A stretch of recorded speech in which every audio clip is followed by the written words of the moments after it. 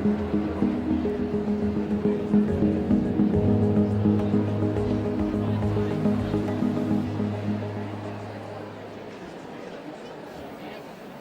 ladies and gentlemen, art and film lovers, dear friend, dear Ai Weiwei, the Center for Fine Arts, BOZAR in Brussels, and Ai Weiwei share a common history.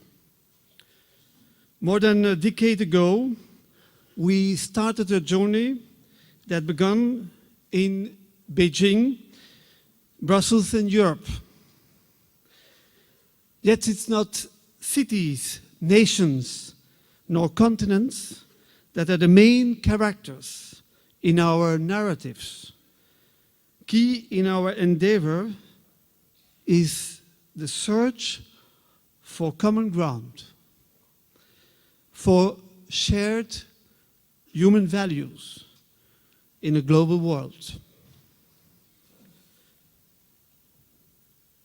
For the Cultural and International Mission of the Center for Fine Arts, and Ai Weiwei remains a constant source of inspiration. His approach has become even more universal. In 2009, Ai Weiwei, together with the Belgian painter Luc Tuymans and the museum director Van Dian, created the State of Things, Brussels, Beijing. This exhibition gave a focused view of the artistic scene and the cultural connections between countries of two different scales.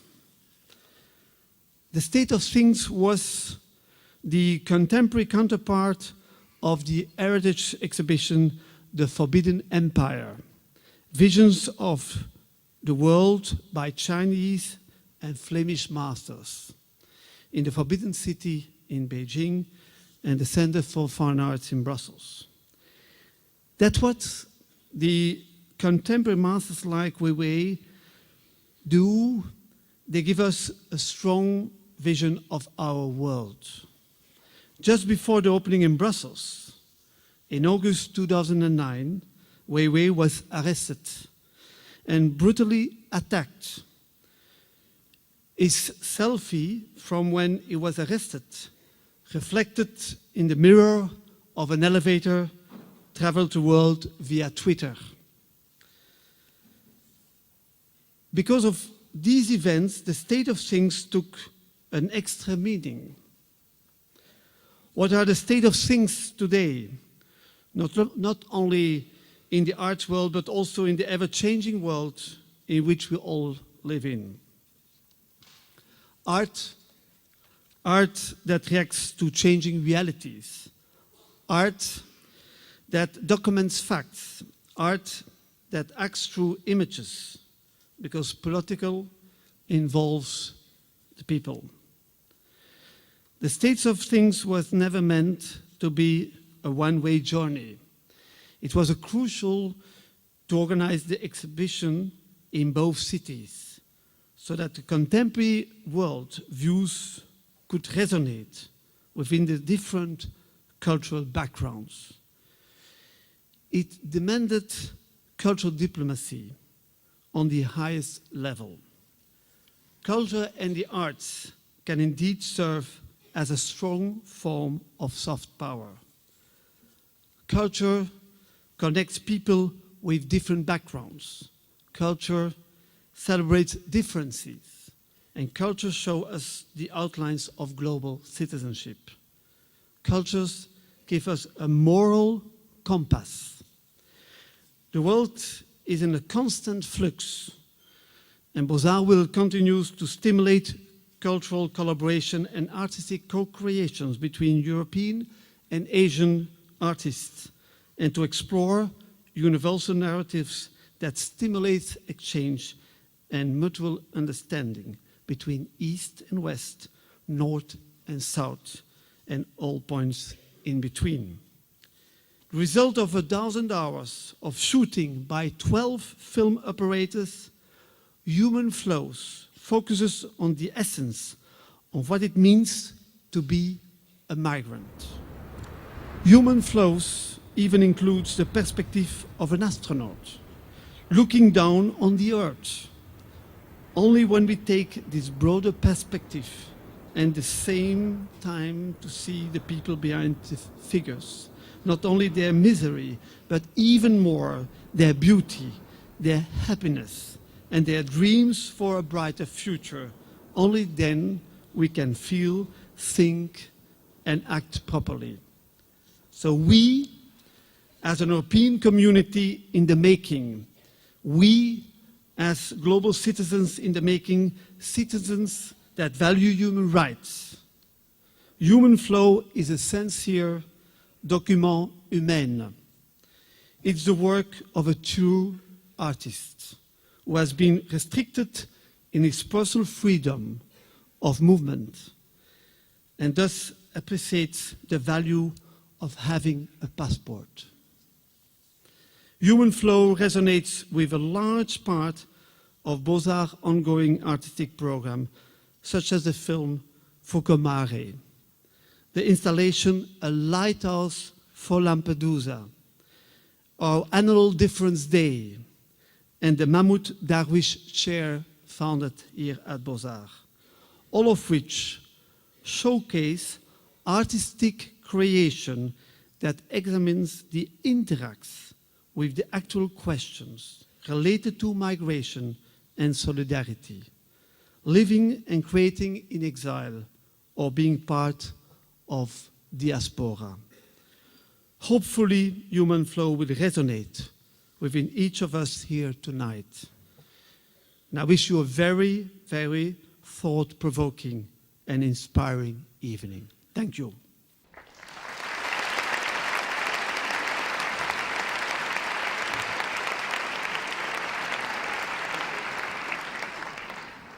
After the film, we invited the mayor of Palermo, Leoluca Orlando, who was an important personality in the whole policy of the refugee crisis. And he accepted our invitation, so I hope and I invite you to stay and to hear his voice and his message. Together with Catherine Vuylsteke, with journalist, specialist of China's politics and culture, and in the presence of filmmaker and artist Ai Weiwei, our common friend. I'm giving now the floor to Sophie McInnes of the United Nations here in Brussels about our support to this global project. Sophie, it's the floor. Thank you. Ladies and gentlemen, on behalf of UNHCR, the UN Refugee Agency, and Cine ONU, the United Nations Cinema in Brussels, we are delighted to welcome you to this screening of Human Flow by the artist Ai Weiwei. It is an enormous privilege for UNHCR to partner with Ai Weiwei, the leading artist of his generation and a kind and brilliant commentator on what it means to be human.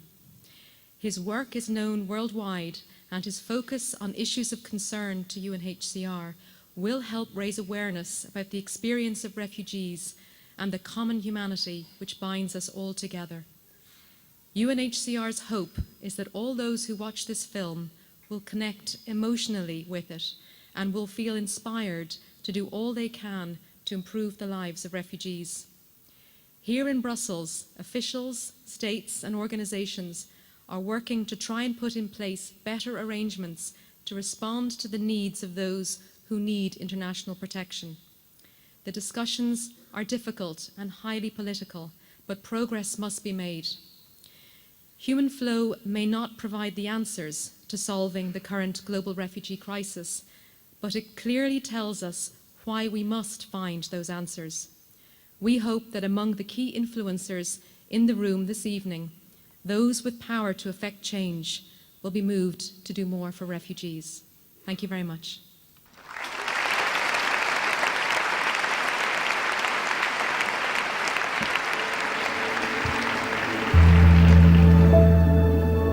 Good evening.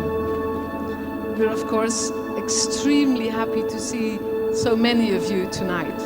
And I'm sure that you'll have many questions, and you also will have a chance to ask those questions, because the last 15 minutes of this little talk are reserved for you, the audience. And as you see, apart from Ai Weiwei, of which I'm sure it is no longer necessary for me to introduce him, we also have another guest. And I'm sure many of you also know him, but do allow me to introduce him. This is Mr. Orlando, Leoluca Orlando, and Leoluca Orlando is actually the mayor of Palermo. And you might be thinking, why would a mayor of a southern Italian city be invited at this moment when we're watching, or we have been watching this movie, Human Flow? Well, the thing is, Mr. Orlando has had a very particular discourse. He's been saying that mobility should be a human right. And that is one of the issues we will be talking about with him.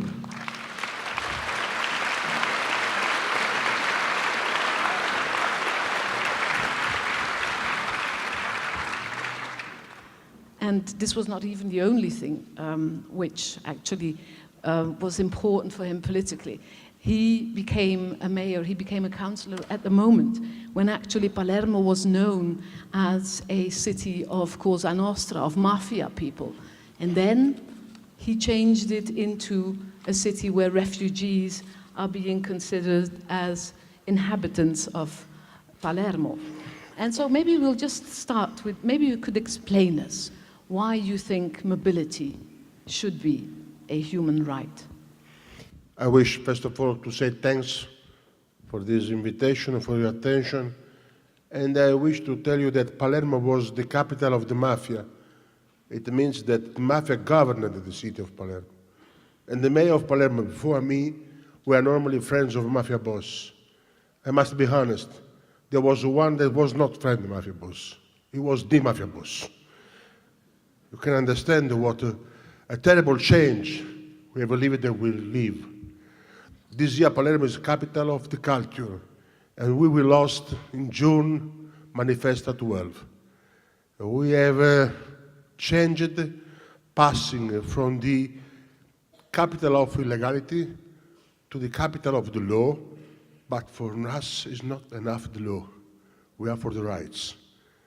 And we decided just to welcome everybody, to respect the human rights of everybody. And when somebody of you should ask to me how many Palermitans are in Palermo, I do not reply 80,000, 90,000, 100,000. I reply no one who arrives in Palermo is Palermitan. You can understand what does mean. It does mean that the people are discovering how important is the respect of human rights. And mobility is the future of the world. May I tell you, the future of the world has two names: Google and Ali the migrant. Google is the virtual connection. Ali is the human connection. We wish just to combine Google and Ali.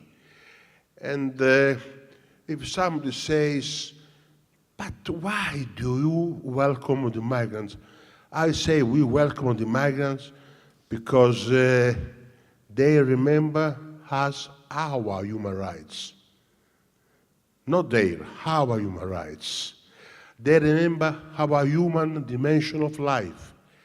I received a wonderful letter from a girl, a Palermitan girl, daughter of Palermitan, granddaughter of Palermitan. And she wrote to me a letter. She's 20 years old. She lives in a wheelchair. She's obliged to live in a wheelchair.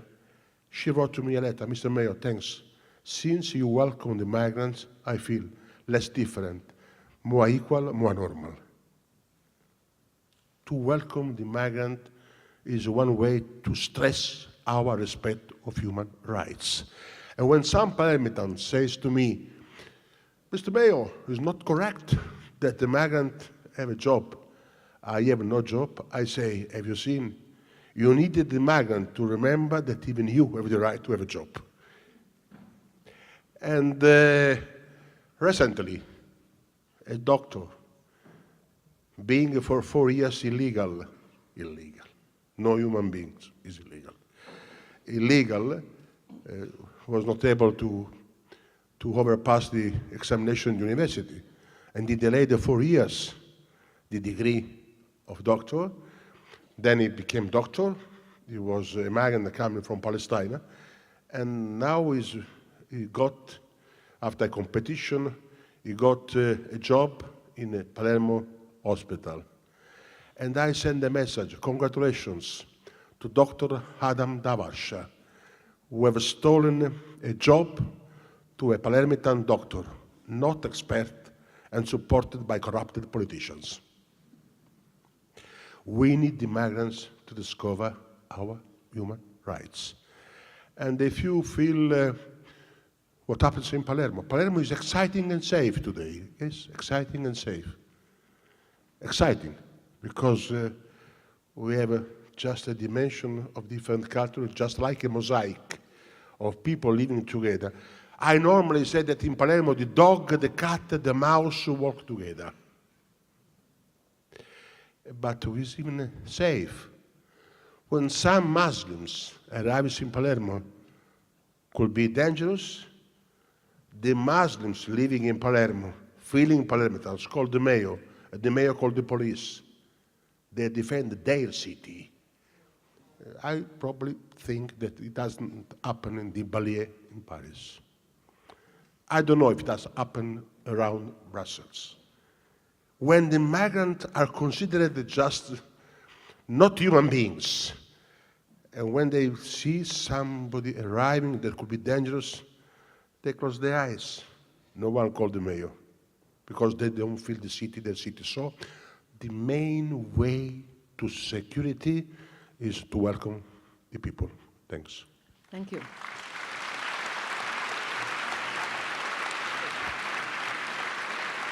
Sorry, probably somebody can say this man is a philosopher. Yes, I'm a jurist.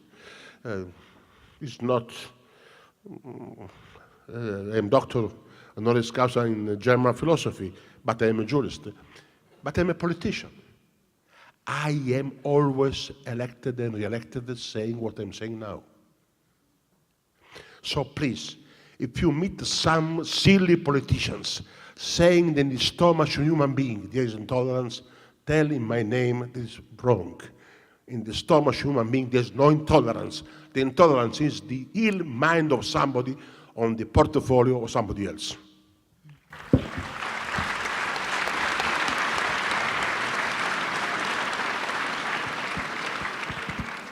The intolerance is only in the mind of some politicians. What do you think of that? Ai. Question for me? Mm-hmm. What's your question? The intolerance is only in the mind of some sick politicians. It is not by being intolerant, the politicians are not following the will of the people, as they so often claim. What do you think of that? I don't think so. I think as a human, politicians also part of us. We cannot really just clearly divide politician from a democratic society. Those politicians are elected by people, and it reflects the understanding of a lot of people who are more scared or more selfish. Selfish is also part of a human condition. It's not, we cannot just blame it. It's, we have to find solution. So the problem is how we find a solution. Can we really make our society continuously with this kind of short-sighted or cowardness or selfishness, or do we really think a society can create a better society so people can really coexist and to have some kind of tolerance and understanding? And if we look at the history, our society are mostly, our civilization are mostly benefited by mix by you know, we have a very different kind of art or food or even designs or creativity, only because we are very challenged by different ideas and different lifestyle. So by accepting that, we call it a modern society. And any society trying to exclude people or to push away the difference or become dangerous, and it threatens life itself. Yeah. And is that the reason why you decided to make this movie? How did you come to this idea, actually? The idea is, I think, it's selfishness. So I really want to understand the situation, because we see a lot of news report, we see a lot of storytellings about refugees, but my knowledge about refugees started from zero. By 2015, I gained my passport to travel. And that time, I have this eager to understand what is the refugee situation and what is the word refugee means historically or in current situation. So we set up a research team.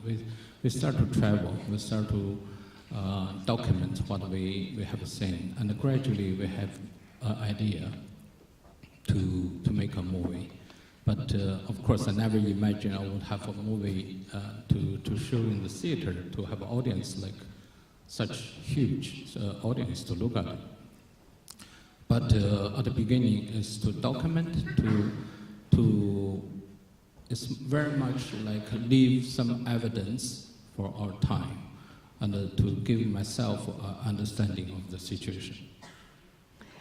And is the idea that through this movie you would want people to be more conscious of what happens? Or, I mean, does this have to be an instrument of change, or do you think it's okay if people just watch it and then say, oh, I'm so sorry for them, and walk away? Well, the reality is it's going to be the movie cannot make a change. Movie is the effort of one individual or group of people to give their own understanding of or interpretation about the political situation. It takes everybody to make an effort. So how this situation would really make everybody willing to make an effort, I think only when we think about humanity is most important value of our society. And we have to protect those values. So if we can contribute to the same idea, then those situations can be solved. You know, this is about 65.6 million people, refugees in the world. The number is growing, not only from a war area, but from environmental, climate change, famine, you know, all kind of problems. The number is still growing. It's the biggest number since human ever had a record on this kind of situation. So we cannot depend on politicians. Politicians never really reflects the very essential human emotions. They have a lot of excuse to do any kind of thing which does not reflect our very basic understanding what is right, what is wrong, why the children has to stay as a refugee for 10, 20 years, why the women cannot be protected, why they have to be pushed out of their home. They all had homes. They never want to leave their home. Just have to remember that. They all had home, and they all had their language, religion, neighborhood, and they may also have a playground for their kids. But somehow, they have to be pushed out. During this film presenting 2 hours and 20 minutes, maybe there's another 2,000 individuals have to leave their home. This is the fact. So as a human society, as a very developed nation, such as Belgium or European nations, do we have a responsibility for those people? Do we feel our privileged life have something to do with those people who misfortune, they have to end up in the war and in the famine. And I think if we really understand the situation, and if we really look at those people for a moment, just like in the film, you have a lens, just look at their face. You would understand they are just same as us. There's no difference. They could be our parents, our children, our neighborhood. So there's simply no reason to refuse people from this kind of tragedy. And we all understand it. And then the next is we have to act on this. We have to tell our friends, tell our children, do not to push the people who is already in very unfortunate situation. Do not see them as a danger, and try to help them. Yes. You were expressing, I was expressing the fact that there is a lot of negative sentiment also on the part of politicians, that we have the feeling that they do not always reflect the emotions and the willingness that might be there with the civilians. I remember you saying that one of the issues is the fact that maybe the nation state, as we know it today, is no longer up to the mark to come up with solutions. And we see it within Europe, with several nation states not being willing and putting up walls and barbed wire, all of that. Do you think that mayors, instead of presidents or prime ministers, could make a difference in this international crisis of migration?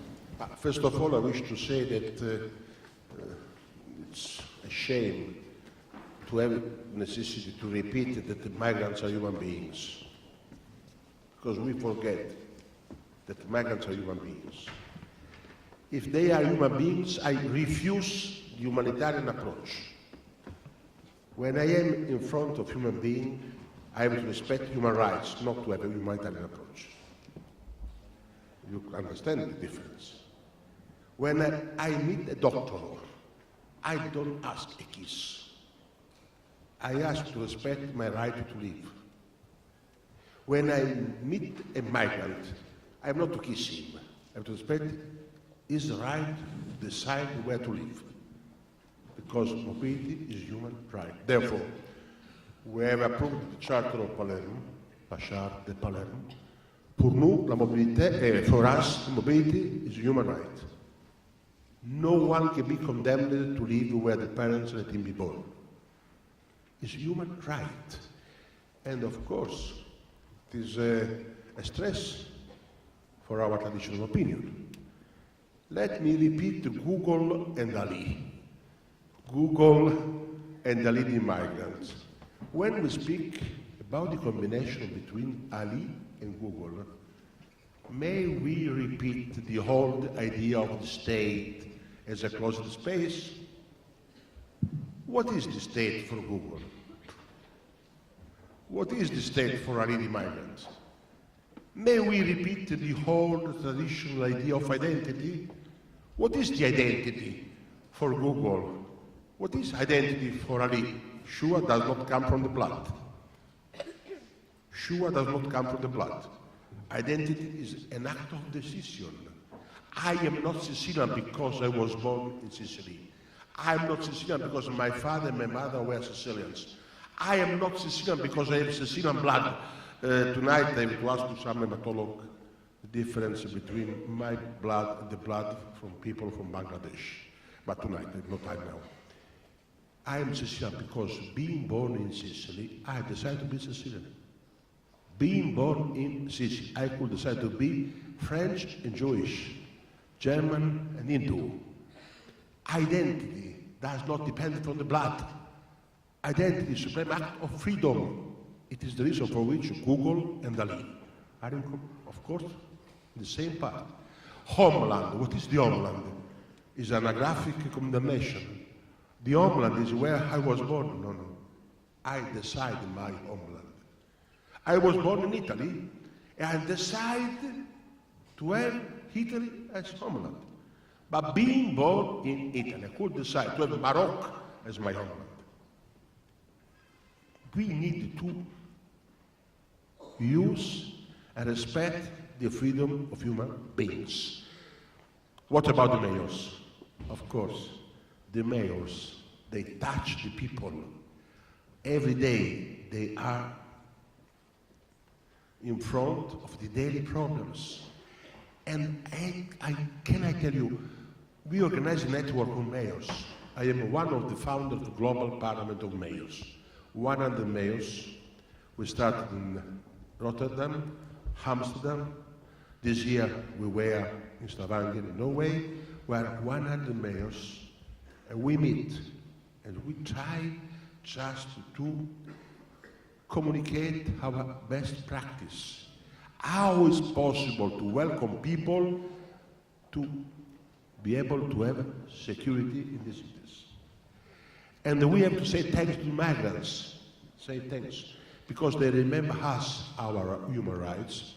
Without this film, before watching this film, probably we had less respect for our human rights,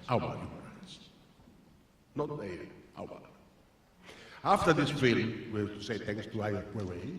After this film, we have more respect, I have more respect for my human rights, not only for the human rights of the others.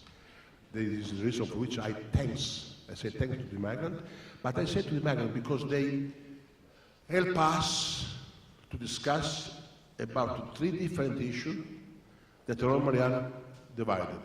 Climate change, peace, security. We normally,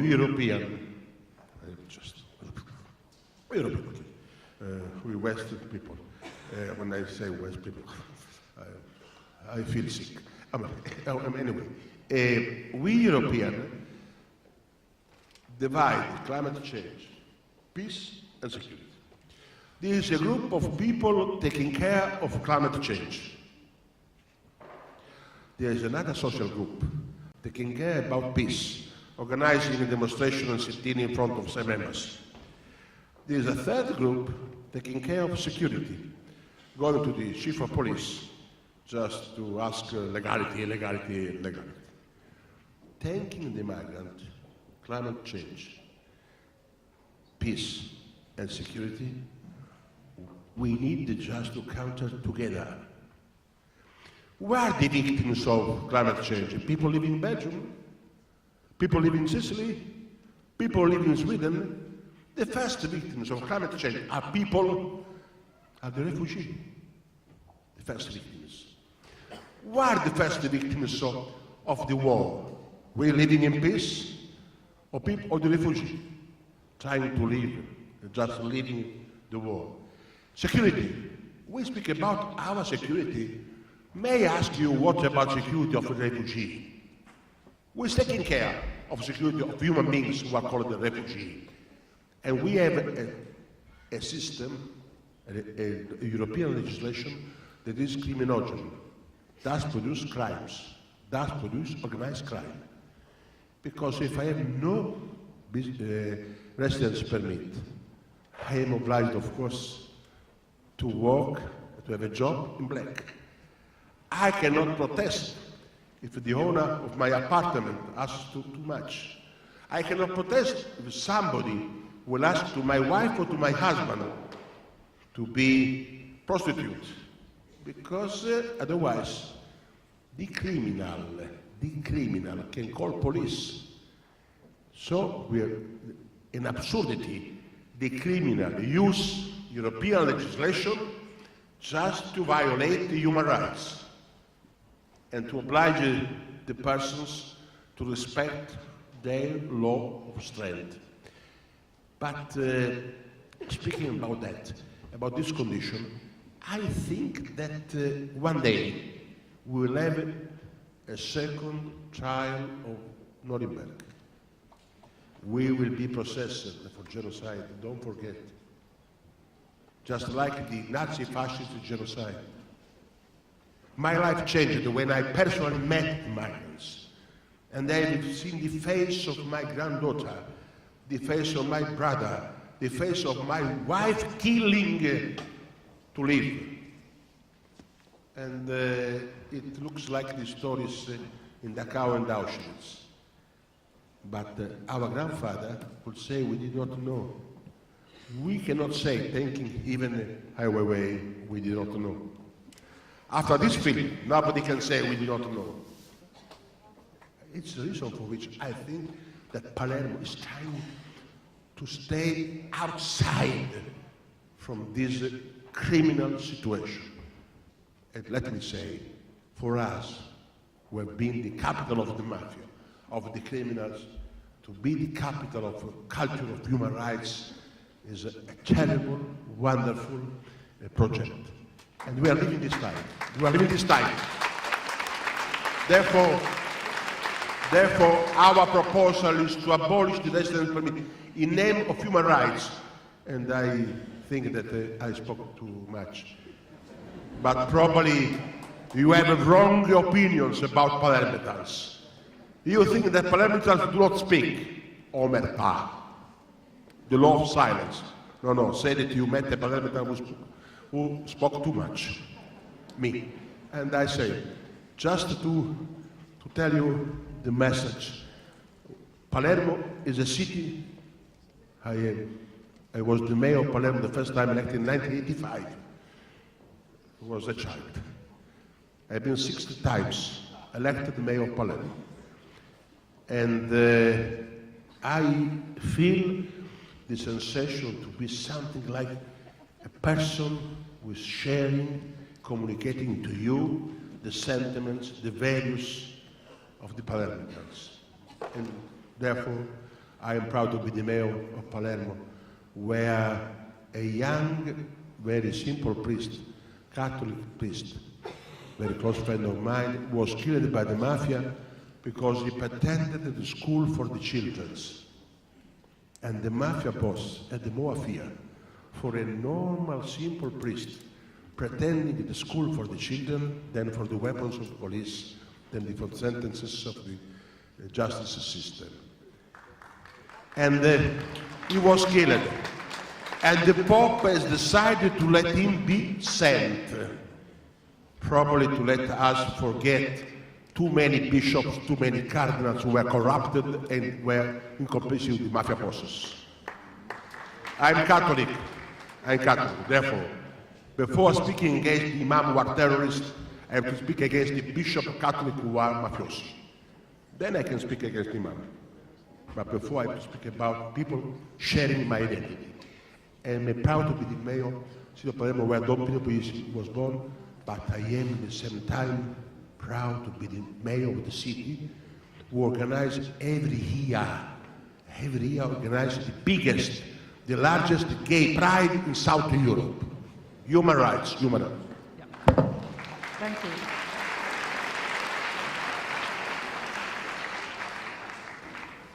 Mr. Orlando was saying that the first time he saw refugees arrive at the coast, it really moved him. It was something he could never forget. You've been to all these countries, but there must have been a first time when you saw them arrive in this little boat. Do you still remember that day, and did it make a real impression on you? Well, it's all in the movie, so, you know. If you have no question to ask, give to the floor.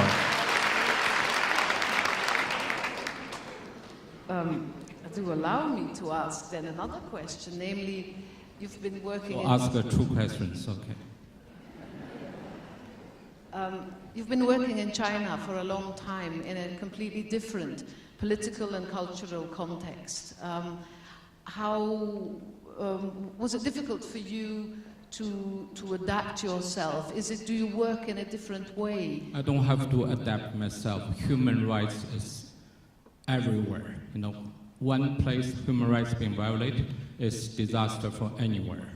So it's no such a situation human rights in China, human rights in Brazil, or in Spain, anywhere. I mean, it's the same thing. We protect basic human dignity, freedom of speech, individual rights, and those we cannot no longer divide with this kind of Cold War idea. Human rights in Russia or China, human rights is the same anywhere in the United States or in France or in here. You know, we cannot say, okay, we go to China, we cannot talk about human rights because that will make them unhappy. I think that's a shame. Any leader use that kind of excuse in the West is such a shame because they try to interpret human rights in very different kind of situation. Yes.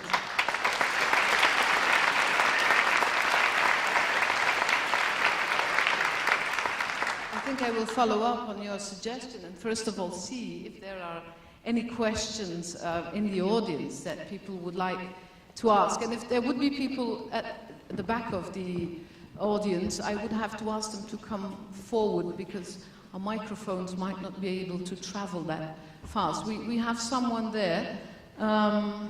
So if you could maybe come a bit closer. Yeah, I can just speak up from here. Okay. That's a great film, congratulations. My question for you is, one of the things you talk about in the film is how the number of countries that have put up borders and fences has gone up 6-7-fold just in the last few decades, and also what we see with nationalism, etc., rising. How optimistic are you personally about this trend reversing? And if you are optimistic, then what's the source of your optimism? I'm not optimistic, and human condition is always like a river, floating, and it takes every individual to protect those issues and to really act. Normally, we have a wrong understanding, think democratic society or freedom is guaranteed, which is not true. It's a lie, actually. We can see how easily we lost our rights to speak out, and how easily we feel we are we don't have that kind of possibility to let our voice to be heard. You know, this film made by a Chinese artist. He knows very little about the refugee situation, and it's kind of superficial effort, but. Think about our people here. We are very well educated. We have a lot of resources, and we have a judicial system protect our own rights. But we should act. We should protect those very essential, beautiful values made a modern society as today. So if we don't do that, it can easily collapse.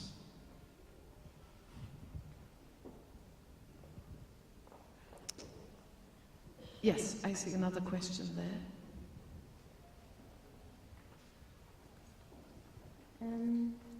Sabine Sessou, I'm a French journalist. I was sensitive to the fact that you filmed life and lots of kids in your movie, putting a lot of life, but I was also sensitive to the fact that you film yourself.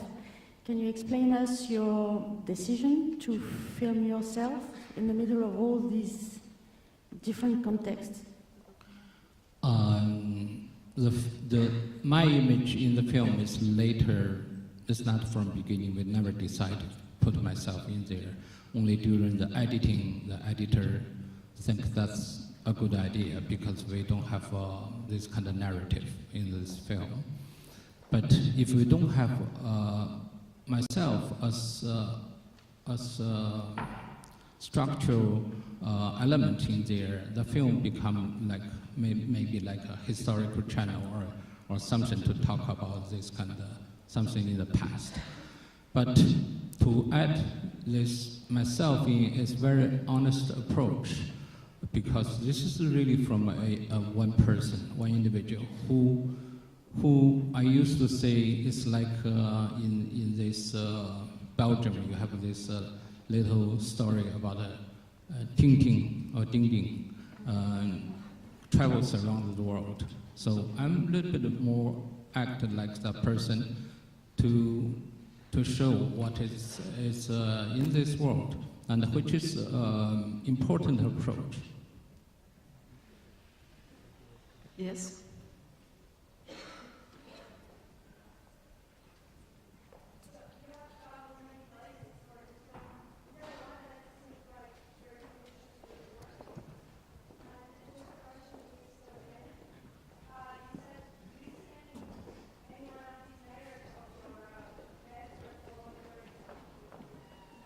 Maybe I should repeat the question because I can imagine that the people that are seated up probably wouldn't have understood. So the lady had two questions.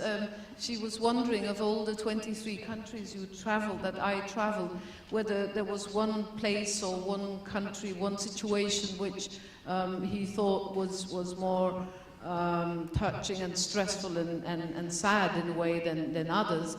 And the question for the mayor was whether in this whole network, in this international parliament of mayors, whether his example was being followed. I think I answer first. It will be short. You know, when politicians start to talk, they will never end it. There's millions of stories. Every refugee have very touching story, but they're all the same. Why? Because they belong to nobody. They belong to no state. They are transparent. They don't have an identity, and nobody cares who they are. They lost everything. They lost all the relations a human needed. So basically, they're saying.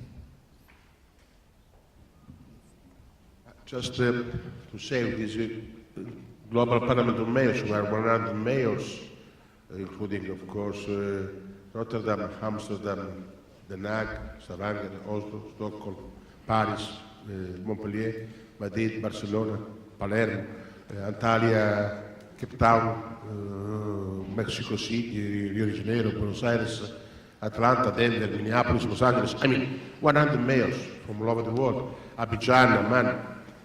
And what is the sense of this global parliament of mayors? For instance, the mayor of Warsaw, that is on the board with me, of the global parliament of mayors, and she has some problems with the political decision of Poland.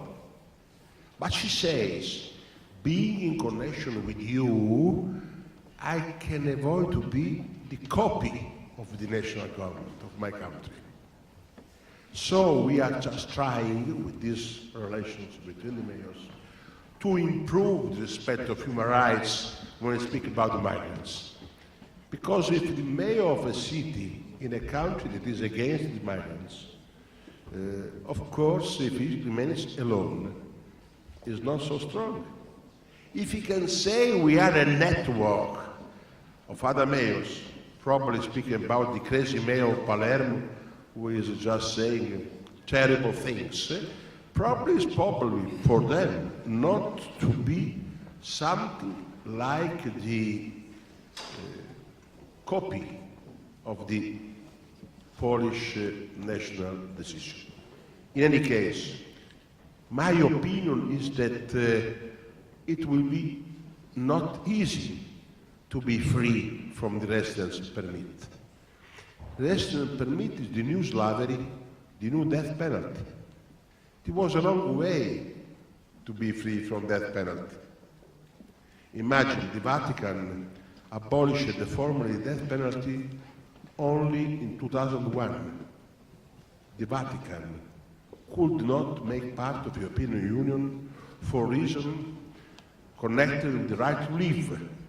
Erdogan could make part, Vatican not. You can understand how difficult it is to be free from death penalty, and how difficult it is to be free from slavery. 56 years ago, somebody in a civil country said, I have a dream. 56 years ago, not 500 years ago. Martin Luther King. And the famous philosopher Voltaire, he was a merchant of slaves. He became rich selling and buying human beings. It was normal. I know that probably we have to do a long way, but what is sure, I don't want to be allocated for genocide. And the city of Palermo is following me. Just the last information. If tomorrow you will read that I am arrested because I have protected in my residence some so-called illegal, don't send me Belgian chocolate. Don't send me your wishes, because I will respect the sentences of the tribunals, but it will be the luckiest day in my life. Thanks. I have one last question, please. Oops. I'm afraid we really have to leave it at this. I want to know what you think about people being sent back to Sudan from here. It was all over in the press over here. And how can we help, all of us? What can we do? It's to me, right? We see not only here, but in whole Europe, even in Germany, the policy started to change. Germany is sending people from Afghanistan back to there. Even clearly, Afghanistan is a war zone, but still, Germans think that's. I don't know why, how they come out with this idea. They think it's safe. They're sending people back. Think about those people when they decide they give up their home and they come such a difficult journey and a lot of life lost. But now, finally, they arrived in Germany. They have been sent to home. And many people, they're trying to apply asylum has been denied. I mean, in Europe, I'm sure it's going to be more. And the policies in Denmark has a lot of policies directly against the possibilities for any refugees, which is a violation of the 1950 convention, what a refugee is about and what is the responsibility of the nation which receives the refugee. So even with that kind of understanding, we still have to change the concept about our understanding about refugees. Refugees in the future could be climate change, could be environmental crisis. And those all never been mentioned before, never happened before, but now today is the fact. When Puerto Rico had a flood, had this hurricane, 300,000 people moved out. Till today, 3 months passed, still no electricity. Half of the island still is in dark. So if you see the situation can easily even hurt the United States or even in Europe also possible. So it takes every of us to be conscious of today's political situation. We need to establish a new understanding, and we need to change the old structure. But that only can have to come from individual.